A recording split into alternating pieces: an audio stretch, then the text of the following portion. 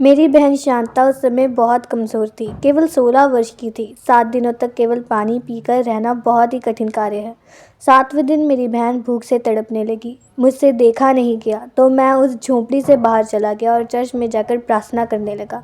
लगभग 20 मिनट के बाद शांता कौर मेरे पास आई और बोली, भैया जल्दी आओ, खाना खाएंगे। मैंने पूछा, खाना कहाँ से आया? यहाँ तो कोई नहीं आया। तुझे किस प्रकार और कहाँ से खाना मिला? वह बोली, भैया एक डब्बे में मुझे थोड़े से चावल रखे मिले, मैंने वही पका लिए। यह देखिए चावल केवल एक मुट्ठी था। मैंने शांता से कहा, मेरी बहन तू छोटी है, यह बहुत थोड़ा सा भोजन है, मुझे छोड़ तू खा ले। परंतु उसने कहा, आप खाएंगे तो मैं भी खाऊंगी। उसी क्षण एक आवाज़ आई, मुझे दे दो, मैं खा लूँगा। हम दोनों बहन भाई ने तुरंत झोंपड़ी के द्वार की ओर देखा। वहाँ एक बहुत ही सुंदर और वृद्ध मनुष्य खड़ा था। उसके सिर और दाढ़ी के बाल सफ़ेद ऊन वरन पाले के समान उज्ज्वल थे और उसकी आंखें आग किसी ज्वाला जैसी चमकीली थी। मुखमंडल अबोध बालक के समान फूला था। मेरी बहन ने तुरंत खाना उठाकर उस वयोवृद्ध को दे दिया। हम आश्चर्य से उस वृद्ध को देख रहे थे। भोजन करने के पश्चात उस वृद्ध ने मुझसे मेरा एक कपड़ा मांगा। मेरी और मेरे बहन के पास केवल एक ही जोड़ी वस्त्र थे जो हमारे शरीर पर थे। फिर भी मैंने अपनी कमीज़ उतार कर उन्हें दे दी। उसके बाद उन्होंने मुझसे लुंगी भी मांगी, मैंने वह भी उन्हें दे दी। इतने में भी उन्होंने हमें नहीं छोड़ा। उन्होंने 1 रुपया भी मांगा। मैंने शांता से पूछा कि क्या कोई पैसा है? उसने कहा, भैया यदि पैसे होते तो हम भूखे क्यों रहते? उस वृद्ध ने कहा, बेटी 1 रुपया लेकर ही जाऊंगा। शांता ने अपनी बाइबल उठा ली और उसे खोलकर देखने लगी। अचानक उसमें से एक नया नोट निकल आया। वह हमने उस वृद्ध को दे दिया। रुपया लेकर वो बहुत खुश हुए। मेरा हाथ अपने हाथों में लेकर मुस्कुराते हुए बोले, बच्चों मैं तुमसे बहुत खुश हूँ, तुम हमेशा खुश रहो, मैं तुम्हारे साथ हूँ। यह शब्द बोलकर वह दृश्य हो गए।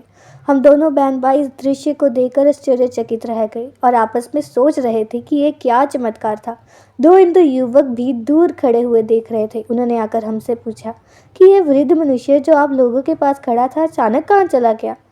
अब हम समझ गए थे कि वह हमारा प्रभु यीशु ही था, क्योंकि उसने मत्ती 25 की 35 से 40 पद में कहा है, मैं भूखा था, तुमने भोजन दिया, प्यासा था, पानी पिलाया, वस्त्रहीन था, वस्त्र पहनाए, जो दरिद्र बनकर आया था वह स्वयं यीशु था। उसके दृश्य से हमारी भूख मिट गई, बलहीनता जाती रही तथा मन खुशी और आनंद से भर गया। उसके बाद हमें एक अनजान व्यक्ति ने पार्सल ला कर दिया, जिसमें 18 मीटर कपड़ा और 100 रुपये का नोट भी था। हम उस व्यक्ति को भी नहीं जानते थे और न पार्सल पर किसी का पता था। हमने प्रभु को कष्ट की अग्नि में परीक्षा के पश्चात साक्षात देखा। 1971 में एक बार फिर हमारी जाति के लोगों ने असम में ही हम भाई बहन की हत्या करने की सोची। एक जगह मार्ग में बहुत से लोग तलवारें, लाठियां, बंदूकें लेकर हमारी हत्या करने को खड़े थे। हमें उसी मार्ग से सेवा करने जाना था। हम भाई बहन प्रार्थना करके घर से निकले, पैदल ही चलकर जा रहे थे। कुछ ही दूर गए थे कि एक भिखारी मार्ग में मिला।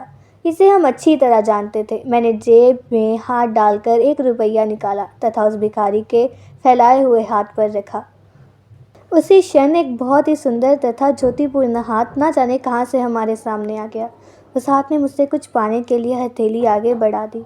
मैंने तुरंत 1 और रुपया अपनी जेब से निकाला और उस ज्वलित हाथ पर रख दिया। रुपया लेकर वह हाथ कुछ ऊपर की ओर उठा और हमारे सिरों पर आशीष देने की मुद्रा में उठा और फिर अदृश्य हो गया। मैं, मेरी बहन और वह भिखारी तीनों ही आश्चर्य से उस अद्भुत हाथ को देखते ही रह गए। यहेज के लाट की 2 से 3 पद में भविष्यवक्ता ने भी लिखा है कि उसने इसी प्रकार का अद्भुत रूप और हाथ देखा।